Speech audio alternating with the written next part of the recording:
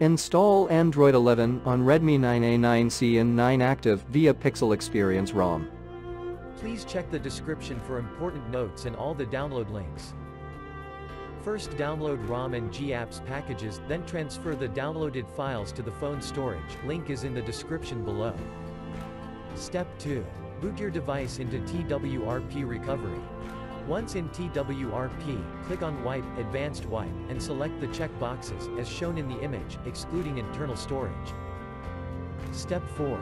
Swipe the button to wipe the device. Step 5. Go back to the recovery main screen, and tap on the Install button. Step 6. Navigate to the storage, and select the ROM zip file. Step 7. Finally, swipe the button on the screen to install ROM file. Step 8. Flash the GApps zip package, in the same manner. Step 9. After GApps flashing completes, select Wipe Cache and Dalvik from bottom left side of screen, and swipe to wipe. Step 10. When the flashing process is complete, hit Reboot System. That's it, you have successfully installed the ROM on your device.